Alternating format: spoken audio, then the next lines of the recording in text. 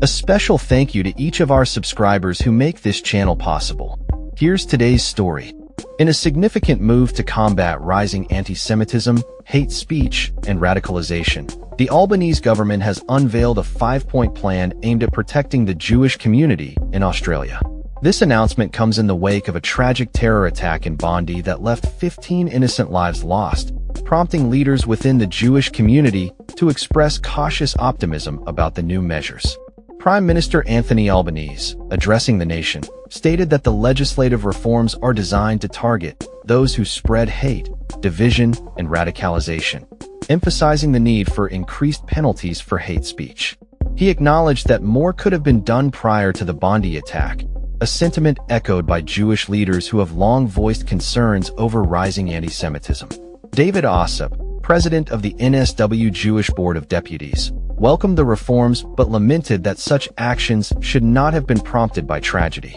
It shouldn't take the mass murder of Jews to spur action to stamp out hate, Ossip remarked, highlighting the ongoing issues of social media targeting and hate preaching that have plagued the community.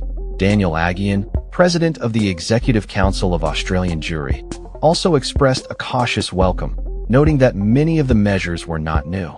He pointed out that the community had warned about the risks associated with failing to address anti-Semitism effectively, especially following the events of October 7th. This tragic incident has underscored the urgency of the government's response. At a press conference in Canberra, Albanese outlined the 5 points of the new plan, which includes the establishment of a task force led by David Gonski to ensure that anti-Semitism is addressed within the Australian education system.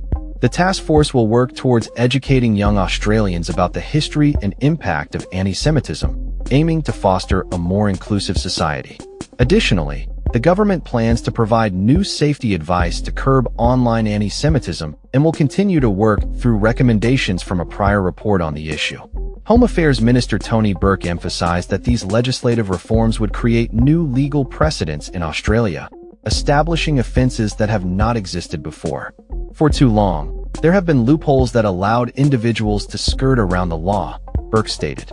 Anti-Semitism envoy Gillian Siegel, who had previously submitted a report in July outlining necessary reforms, expressed that the government's response was overdue. She noted that the initiatives announced were crucial for laying the groundwork for the future of the nation. Albanese, in response to questions from reporters, acknowledged that more could have been done to combat anti-Semitism since October 2023. He accepted responsibility as Prime Minister, stating, "More could have been done, and I accept my responsibility for the part in that as Prime Minister of Australia." He reiterated the government's commitment to leading the nation towards unity and safety for all Australians.